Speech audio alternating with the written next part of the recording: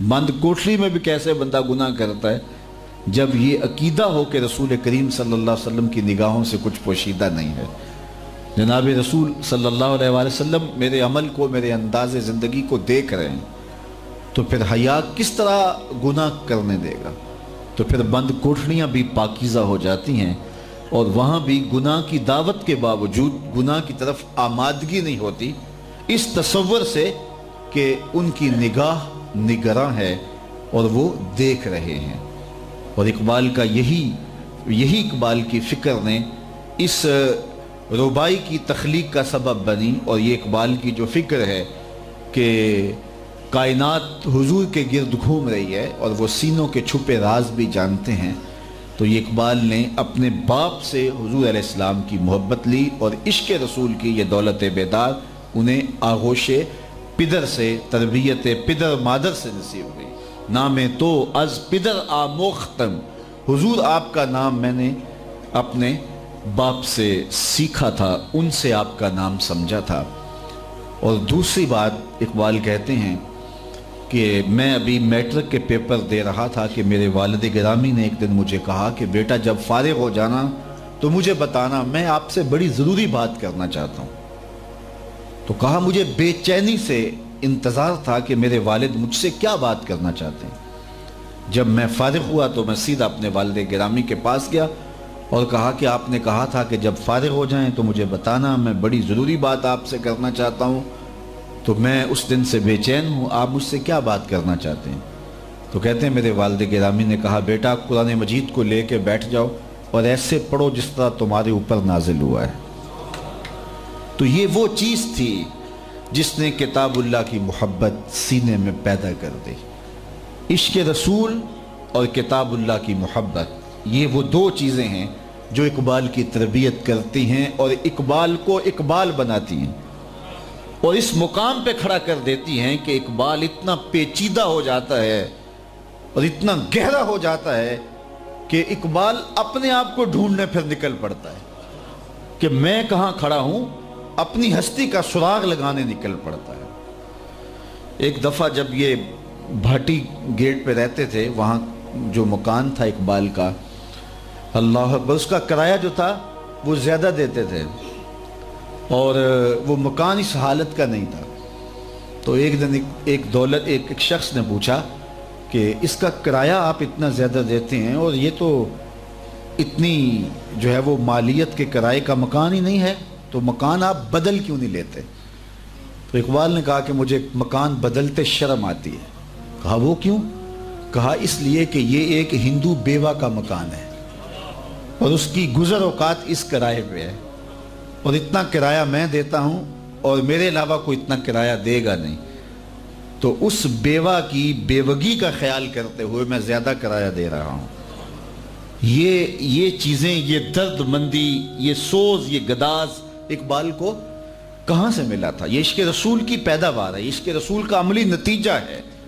وہ عشق رسول کے زبان پہ دعویٰ عشق رسول اور ہاتھ میں چھری ہو، وہ عشق رسول کا مزاج نہیں ہے. وہ ہمارا ایک جو ہے وہ ایک بالائی انداز ہو سکتا ہے، لیکن عشق رسول جب روحوں میں رچ جاتا ہے تو پھر امت کے لیے محبت کے جذبات پیدا ہوتے ہیں، بلکہ انسانیت کے لیے محبت کے جذبات پیدا ہوتے ہیں. تو اس مکان میں اقبال رہتے تھے اور ان کی شاعری کے تنتنے تھے، شہرت تھی، بہت کچھ تذکرے پھیلے. تو وہاں ایک صاحب رہتے تھے جو پیر طریقت بھی تھے، مولوی صاحب بھی تھے. تو ان کی مجلس میں اقبال کا ذکر چھڑا اور ادھر ادھر کی باتیں ہوئیں تو انہوں نے بڑے سخت لفظ کہہ دیے. تو بعد میں جب انہوں نے اقبال کے کلام کو ذرا دقت نظر سے پڑھا تو پھر انہیں کھلا کہ یار یہ تو بڑا پیچیدہ شخص ہے اور میں تو اپنی رائے جو قائم کی ہے وہ اچھی نہیں تھی.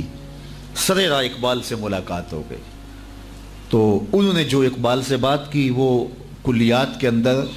اقبال نے ایک نظم لکھی ہے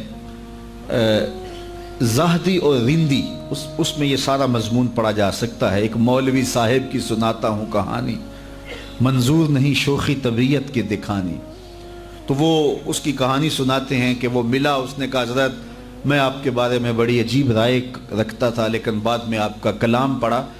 تو پھر مجھے کھلا کہ آپ تو کوئی اور چیز ہیں. اور میں آپ کو سمجھ نہیں پایا تو مجھے افسوس ہے کہ میں آپ کے بارے میں کچھ اچھے کلمات نہیں کہے، تو مجھے اپنے کہے پر پچھتاوا ہے۔ تو اس نے جب معذرت کا اظہار کیا اور ساتھ کہا کہ معذرت آپ کو سمجھ نہیں پایا، تو اقبال نے جو اس کا جواب دیا، میں صرف مقصود چونکہ میرا وہاں ہے کہ اقبال کتنا گہرا ہو گیا تھا اور وہ خود کو ڈھونڈنے نکلا تھا، تو کہا کہ حضرت آپ نے جو کہا یہ آپ میرے ہمسائے تھے اور آپ کا حق بنتا تھا میرے بارے جو بھی کہنا چاہتے کہتے، یہ آپ نے ہمسائیگی کا حق ادا کیا ہے تو مجھے کوئی ناراضگی نہیں۔ باقی رہی بات کہ آپ مجھے سمجھ نہیں پائے تو یہ کوئی افسوس کی بات نہیں، میں خود بھی نہیں اپنی حقیقت سے شناسا۔ اگر آپ مجھے سمجھ نہیں پائے تو وہ تو آپ ہیں، باقی جہاں تک میری گہرائی اور گہرائی کا عالم ہے، میں خود بھی نہیں اپنی حقیقت سے شناسا۔ گہرا ہے میرے بحر خیالات کا پانی، شوق تو مجھ کو بھی ہے کہ اقبال دیکھوں، شوق تو مجھ کو بھی ہے کہ اقبال دیکھوں، کہ اس کی جدائی میں بہت اشک فشانی،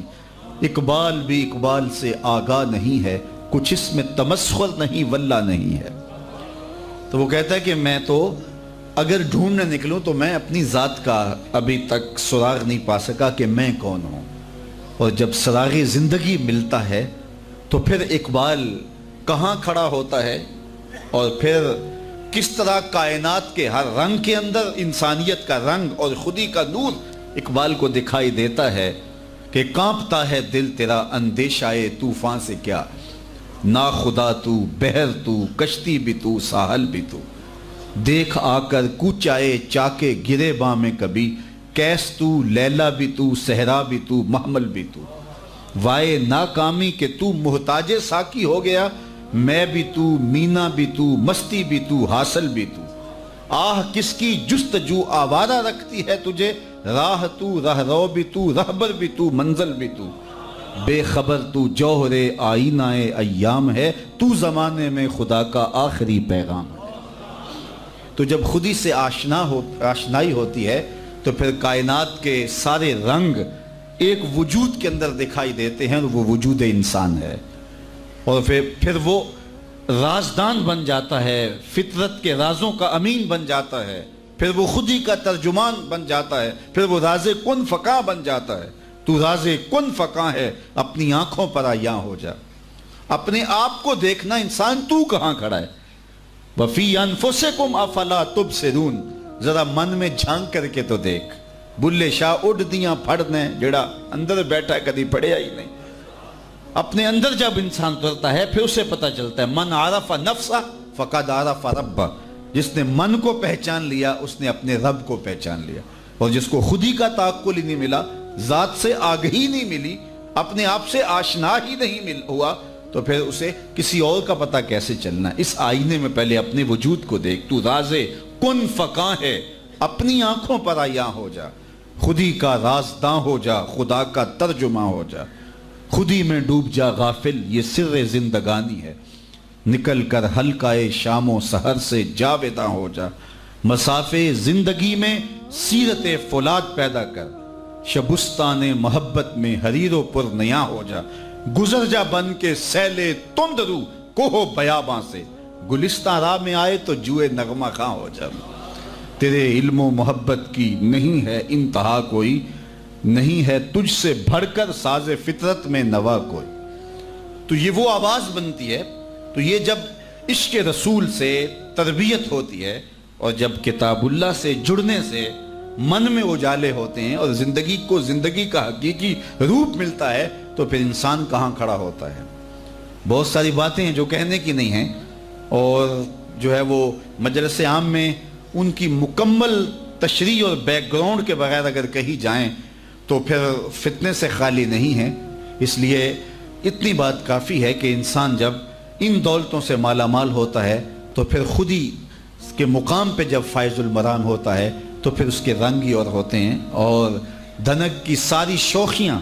اور کوسے قضا کے سارے رنگ ایک وجود کے اندر دکھائی دیتے ہیں، اور ایک انسان اس کو جس پہلو سے دیکھا جاتا ہے وہ ایک عجیب قدرت کا راز نظر آتا ہے، اور قدرت کے ان رازوں کا امین اگر آپ نے اس کائنات کے اندر وجودی شکل میں کوئی انسان دیکھنا ہو تو اس کا نام علامہ اقبال ہے۔ اللہ تعالیٰ نے اس شخص کو جو ہے وہ مرقع بنا دیا تھا، اور اس کے لیے جو خاص راز تھا کہ وہ حضور علیہ السلام کے عشق کی تربیت کے اندر دو باتیں میں عرض کرنا چاہوں گا، وقت نہیں ہے۔ کبھی ایسا نہیں ہوا، کبھی بھی ایسا نہیں ہوا کہ اقبال کے سامنے حضور کا نام لیا گیا ہو اور وہ بچوں کی طرح بلک بلک کے رویا نہ ہو، اور کبھی بھی ایسا نہیں ہوا کہ علامہ اقبال قرآن مجید کی تلاوت کرتے ہوں اور آنکھوں نے آنسوؤں کا خراج نہ دیا۔ غنا سے پڑھتے تھے قرآن مجید اور سحری کے وقت پڑھتے تھے، اور یہ خاص لمحے ہیں قرآن مجید کی تلاوت کے۔ جب آخری عمر آئی 1938 کے اندر، آپ کے گلے کا مسئلہ ہو گیا تھا، تو جو ہے وہ کلام مشکل ہو گیا تھا، تو غنا کے ساتھ کلام پڑھنے کا، قرآن مجید کی تلاوت کرنے کا مزاج تھا۔ تو جب آخری عمر کے اندر پڑھتے تو وہ غنا کے ساتھ قرآن مجید نہ پڑھا جاتا، تلاوت کی وہ خاص جو ردم ہوتا ہے، لے ہوتی ہے، اس کیفیت میں نہ پڑھا جاتا۔ پڑھتے تو ٹھیک